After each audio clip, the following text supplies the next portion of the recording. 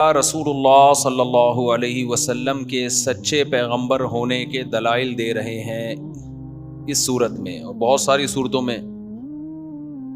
آپ کہیں گے کہ اللہ تعالیٰ ایک ہی بات کو ریپیٹ کرتے جا رہے ہیں بار بار کہ یہ محمد صلی اللہ علیہ وسلم جو کلام لے کر آئے یہ گڑھا ہوا کلام نہیں ہے. یہ جبریل اللہ کا کلام لے کے نبی کے پاس آئے ہیں, پھر نبی اس کو لوگوں کے سامنے پیش کر رہے ہیں. ویڈیو نہیں بنائے, ٹھیک ہے, ویڈیو تو نہیں بنا رہے, پھر صحیح ہے. تو نبی صلی اللہ علیہ وسلم لوگوں کے سامنے اس کو پیش کر رہے ہیں. تو بار بار اللہ دلائل کہ یہ گڑھا ہوا کلام نہیں ہے. وما ہوا بقول شاعر, یہ کسی شاعر کا کلام نہیں ہے. ولا بقول کاہن, یہ کسی کاہن کا کلام نہیں ہے. جب بھی عام روٹین سے ہٹ کے کوئی شخص بات کرتا ہے یا تو وہ شاعروں کا کلام ہوتا ہے یا روحانیت کے نام پہ جو ڈھونگ رچانے والے لوگ ہیں ان کا کلام ہوتا ہے. وہ بھی سمجھ میں نہیں آتا. کسی روحانی عامل کی آپ یوٹیوب پہ تقریر سنیں, آپ کی سمجھ میں نہیں آئے گا بول کیا رہے گی. موکل حمزہ ٹوپی ڈرامے گھماتا رہے گا نا, تو آپ کہیں گے یہ بہت پہنچی ہوئی باتیں ہیں, بہت ہی عظیم لوگ ہیں. تو جو بھی جھوٹے لوگ ہوتے ہیں نا, یا تو وہ روحانی عامل ہوں گے, روحانیت مذہب کے نام پہ منجن بیچ رہے ہوتے ہیں, کچھ ماوراء العقول باتیں کر رہے ہوتے ہیں, یا وہ شاعر ہوتے ہیں کہ ایک عام سی بات کو انہوں نے شعر کا جامہ پہنا کے بڑا اٹریکٹیو بنا دیا ہوتا ہے. بات سادہ سی ہوتی ہے لیکن اس کا ہم وزن کلام کر کے اس میں اٹریکشن بہت زیادہ بڑھ جاتی ہے.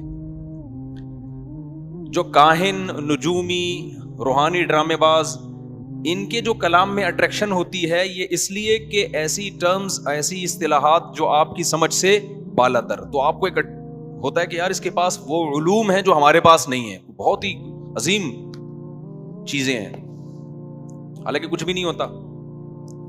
شاعر کیا کر رہا ہوتا ہے, سادہ سی بات ہوگی لیکن اس کو شعر میں ڈھال کے ایسے پیش کرے گا کہ مزہ آ جائے گا کہ یار یہی بات ایسے انداز سے کہہ دی ہے اس نے کہ حدیث میں بھی آتا ہے ان من البیان لسحرا وان من الشعر لحکما او کما قال صلی اللہ علیہ وسلم. بعض شعروں میں بڑی حکمت ہوتی ہے اور بعض بیان بڑے جادوئی اثر کرتے ہیں.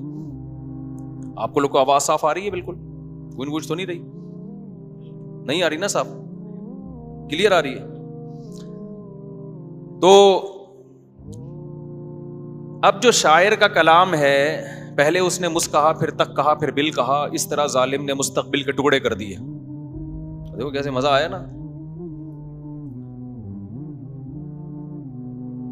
بعض دفعہ انسان یہ بتانا, چھوڑو پھر شاعری پہ زیادہ نہیں جاتا میں, ہمارا ٹاپک رہ جاتا ہے. تو قرآن سمجھا رہا ہے کہ دیکھو محمد صلی اللہ علیہ وسلم اگر جھوٹے ہوتے معاذ اللہ, تو یہ جو انہوں نے الحمد سے لے کے والناس تک کلام پیش کیا, اس میں اٹریکشن تو تم مانتے ہو کہ بڑی اٹریکشن ہے, چھپ چھپ کے بھی کفار سنا کرتے تھے. اس میں اتنی اٹریکشن ہے کہ ایک مرتبہ اعلان ہوا کہ شراب چھوڑ دو, پورے مدینہ نے شراب چھوڑ دی.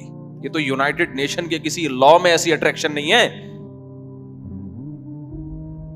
یونائٹڈ نیشن کوئی فیصلہ سنا دے نا, اس میں اتنی اٹریکشن نہیں ہے کہ اتنی مشکل چیز جو صدیوں سے پیتے آ رہے ہوں اور باڈی اس کی عادی ہو گئی ہو اور سب شراب کے مٹکے توڑ دیں. آج یونائٹڈ نیشن ایک لا پاس کر دے کہ کل سے شراب انلیگل ہے, کسی کا باپ بھی نہیں چھوڑے گا, جاؤ بڑے, یہی ہوگا نا؟ نہیں ہے بھائی.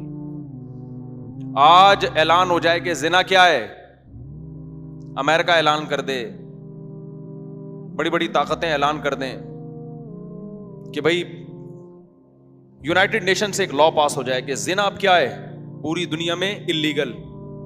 کوئی زانی سے آپ توبہ کروا کے دکھا دو, کوئی بھی نہیں چھوڑے گا, ٹھیک ہے نا.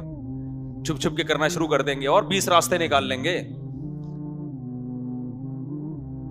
تو لیکن محمد صلی اللہ علیہ وسلم نے اعلان کر دیا, قرآن نازل ہوا, لا تقربوا الزنا, زنا کے قریب بھی مت جاؤ, انہ کان فاحشہ وساء سبیلا, بہت برا راستہ ہے. لوگوں نے کیا کیا, زنا سے توبہ کر لی. اور ایسے ایسے قربانی کے واقعات ہیں, زنا سے کیسے کیسے اپنے آپ کو بچایا. تو عرب یہ تو مانتے تھے کہ اس کلام میں اٹریکشن بہت ہے.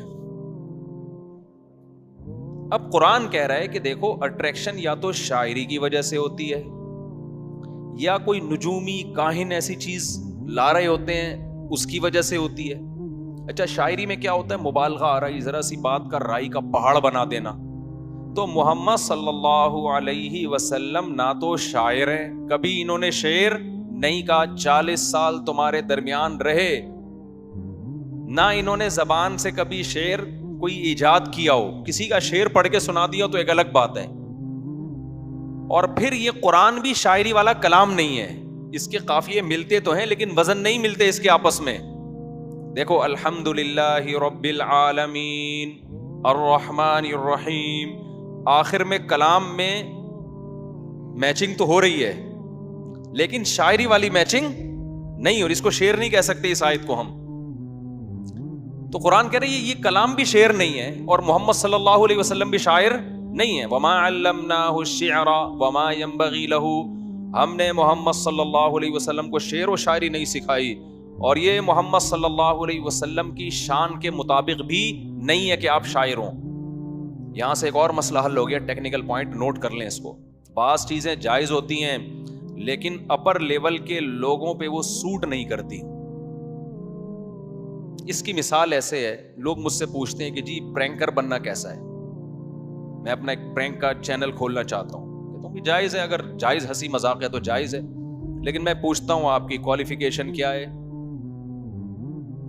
پڑھا لکھا آدمی ہوتا ہے تو میں کہتا ہوں یار جائز ہے مگر آپ پہ سوٹ, آپ کوئی دوسرا کوئی تعمیری کام, آپ ڈاکٹر ہو, آپ کوئی ہسپتال کھولو, سمجھتے ہو, آپ کوئی سائنٹسٹ ہو تو آپ پیسہ کمانے کا وہ طریقہ اختیار کرو جو آپ پہ آپ کے اسٹینڈرڈ کا ہو. اسی طرح علماء کے لیے کوئی عالم ہو, مفتی ہو, وہ اگر پرینک کا یا کوئی مزاحیہ چینل کھول لے, جائز ناجائز کی بات نہیں ہے, یہ آپ کے اسٹینڈرڈ سے نیچے کی چیزیں. تو ہر جائز کام ہر ایک کے کرنے کا نہیں ہوتا. سمجھتے ہو کہ نہیں سمجھتے؟ کامیڈی, اب کامیڈی کبھی کبھار بیچ میں ہو جائے ٹھیک ہے, کامیڈین بننا یہ کیا ہے؟ یہ جو میچور لوگ ہیں نا ان پہ یہ چیز سوٹ نہیں کرتی. سمجھتے ہو کہ نہیں سمجھتے ہو؟ ان کے یعنی اپنے بچوں کو آپ ایسی ٹریننگ کرو کہ کامیڈین بن جائیں وہ, تو بھائی بچوں کو تو آپ کوشش کرو کوئی ایسی چیز سکھاؤ بچوں کو جو زیادہ, ہر آدمی چاہتا ہے نا میرا بچہ زیادہ سے زیادہ ترقی کرے, یہی چاہتا ہے نا. تو بچے کا بھی پھر ایسی آپ اس کی ٹریننگ کرو, کوئی سائنٹسٹ بنے, کوئی فوج میں کوئی بڑا آفیسر بن جائے, کوئی عدلیہ میں کوئی بڑا پوسٹ پہ چلا جائے.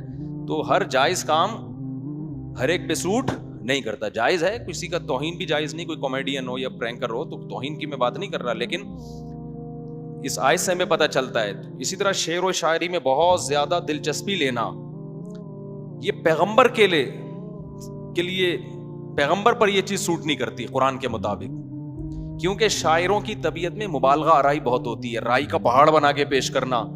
تو پیغمبر حقائق بیان کرتے ہیں, پیغمبروں کا کام کیا ہے؟ ایسے موٹیویشن کرنا جو گراؤنڈ ریئلٹی سے میچ کر رہی ہو. اس لیے پیغمبروں کے لیے اللہ نے شاعری کو پسند نہیں کیا. حالانکہ پیغمبر صلی اللہ علیہ وسلم نے شاعروں کے کلام کو سنا ہے مگر خود شاعری نہیں کی ہے. شعر و شاعری کی آپ صلی اللہ علیہ وسلم نے تعریف بھی کی ہے مگر خود آپ صلی اللہ علیہ وسلم شاعر نہیں تھے. ہمارے حضرت مفتی رشید احمد صاحب رحمہ اللہ تعالی شعر بھی کہتے تھے, پھر اللہ کی محبت میں بہت شاعری کرتے تھے حضرت. تو پھر حضرت نے اس میں زیادہ ٹائم گزارنا شروع کر دیا تو حضرت کو خواب آیا. ہمارے حضرت خود یہ واقعہ ہم نے 2-3 دفعہ سنا, کیونکہ بہت بڑے مفتی تھے, عالم تھے. تو حضرت کو خواب آیا, خواب میں یہ آیت بار بار پڑھی گئی, وما علمناہ الشعر وما ينبغی لہ, کہ ہم نے محمد صلی اللہ علیہ وسلم کو شاعری نہیں سنائی اور وہ سکھائی اور وہ آپ کے لائق بھی نہیں ہے.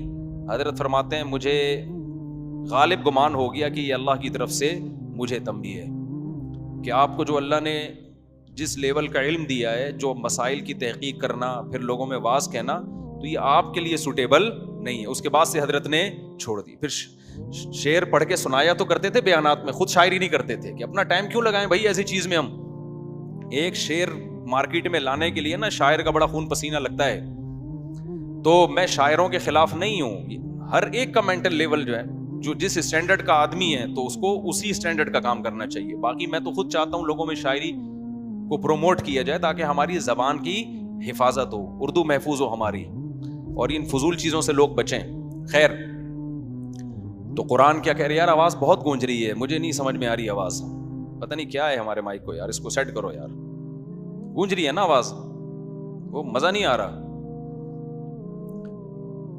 تو اللہ تعالیٰ نے فرمایا اس قرآن کریم میں جو اٹریکشن ہے وہ نہ تو شاعری کی وجہ سے, اس لیے کہ یہ کلام شعر نہیں ہے, کوئی بھی دنیا میں شاعر یہ نہیں کہے گا کہ یہ شعر و شاعری ہے, وزن ہی نہیں مل رہے آپس میں. اور دوسری بات یہ کہ یہ کاہن کا کلام بھی نہیں ہے, کاہن لوگ جو باتیں کرتے ہیں وہ بالکل ماوراء العقل اوٹ پٹانگ قسم کی پھینک رہے ہوتے ہیں. اور محمد صلی اللہ علیہ وسلم کے کلام میں بھی شاعروں والی بات نہیں اور کاہنوں والی بات نہیں, اور آپ کی جو شخصیت ہے اس میں بھی شاعری والی, شاعروں والے علامتیں نہیں ہیں, اور کاہنوں والی علامتیں بھی اس میں نہیں ہیں. شاعروں کی علامتیں کیا ہوتی ہیں؟ قرآن کہتا ہے وَالشُّعَرَاءُ يَتَّبِعُهُمُ الْغَاوُونَ, شاعروں کے پیچھے عام طور پہ وہ لوگ چلتے ہیں جو خود سیدھے راستے پہ نہیں چل رہے ہوتے. عام طور پہ قاعدہ کلیہ نہیں ہے. جبکہ محمد صلی اللہ علیہ وسلم کے پیچھے کون لوگ چل رہے ہیں؟ ابو بکر, عمر, عثمان, علی, ابن مسعود, معاذ ابن جبل, سلمان فارسی, ابو ہریرہ, حضرت عائشہ, یہ سارے قوم کے ذہین ترین لوگ تھے. اس سے بھی پتہ چلتا ہے یہ آیت بھی صحابہ کی فضیلت میں بڑی زبردست ہے. قرآن کہہ رہا ہے شاعروں کو فالو کرنے والے کون ہوتے ہیں؟